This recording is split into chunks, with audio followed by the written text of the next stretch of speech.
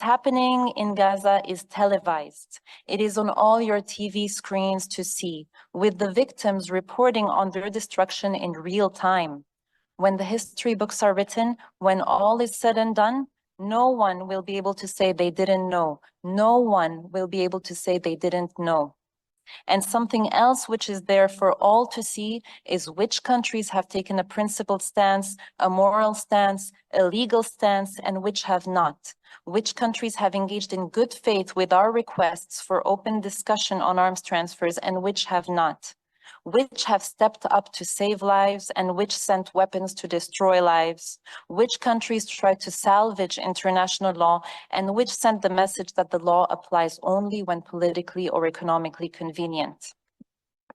And what the whole world is witnessing is that leadership is coming primarily from the global south, not from those who have refused to condemn Israel, who continue to describe Israel's actions as self-defense, who continue to provide diplomatic, political, or military support, those who are more offended by people calling out and trying to stop genocide than by genocide itself, who failed once again during this never again moment in history.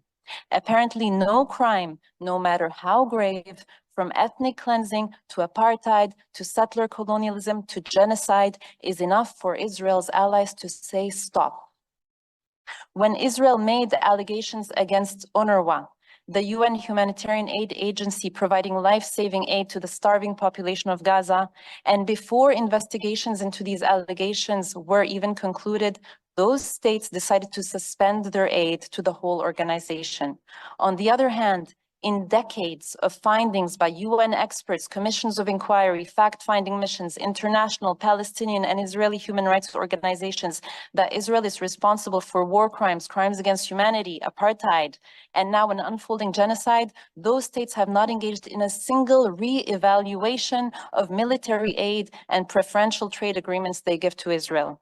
The double standards are astounding. In the midst of these well-documented crimes by Israel, continuing to send weapons cannot be the result of a lack of knowledge. No, it is a deliberate choice, one made with full knowledge, a deliberate and conscious choice to send arms that will be used against Palestinians and contribute to the suffering of the Palestinian people, even as Israel's massacres continue in full view of the world. According to Amnesty International, states providing to Israel are, quote, violating their responsibility to prevent genocide and contributing to war crimes and crimes against humanity, unquote. So we need to ask ourselves why. Why are states that otherwise claim to champion international law, to champion the Arms Trade Treaty, willing to put themselves in a situation of criminal liability, of immorality, in a situation where double standards risk irreversibly eroding the credibility of international law and the international system built since the Second World War, in a situation where their reputation in the eyes of millions of people around the world has been severely damaged and is unlikely to ever recover.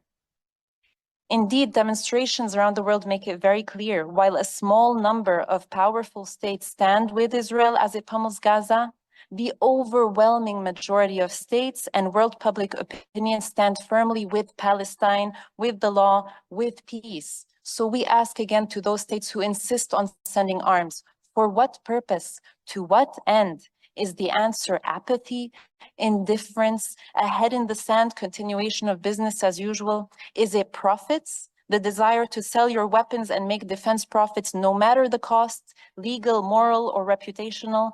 Is it political considerations, or is it ideology emanating from a racist logic whereby different values are placed on different lives? People of the global south or of a certain color or nationality are seen as more disposable, less deserving of life, less worthy of empathy, outrage, and respect for the law. There is no diplomatic way of calling out racism, and it is time to call a spade a spade. To those states who have been and are still sending weapons despite the unfolding genocide taking place in Gaza, despite your knowledge of the facts and of the law, this is your moment of truth.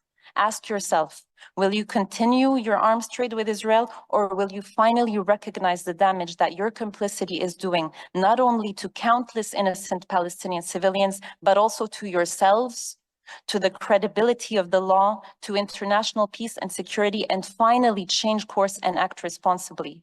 We are here to say that it is not too late to save Palestine, nor is it too late to save yourselves from continued complicity.